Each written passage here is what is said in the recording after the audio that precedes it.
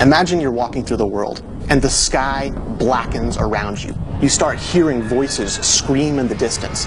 That's when you know a zone-wide event's coming. You better get some friends, you better get some people you don't even know, and you better be prepared for this.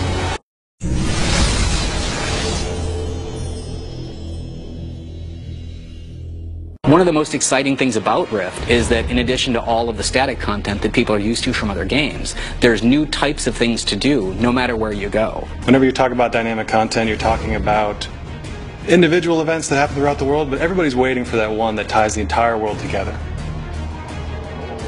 You've seen rifts and you've seen small-scale invasions, but a zone-wide event literally takes over the entire zone. We're talking hundreds of players together.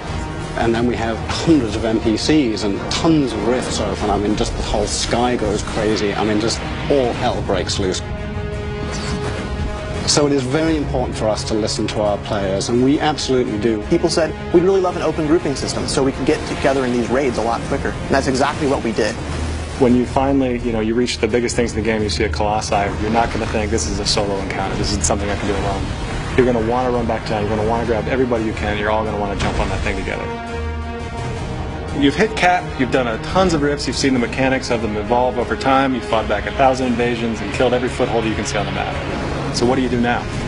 What we want you to do is we want you to go find the expert rifts and the raid rifts. Not only are the rifts bigger themselves, but the types of things and the number of mechanics and objects that we're spawning in, it's just magnified. So while we require sort of an elite crew, we also want to make sure that anybody else shows up when they see these things in the world, can help out, can help the fight, can jump in and still get the contribution rewards they've been accustomed to getting.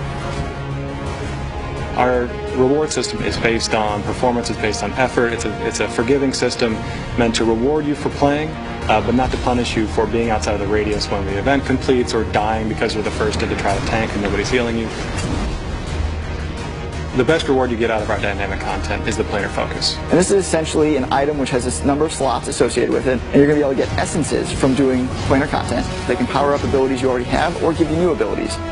We wanted to put that middle M back into MMO. We're making a AAA MMO here, and we're doing things that nobody else is doing. So when you take all these new types of things to do, and you put them all together, that's when you know.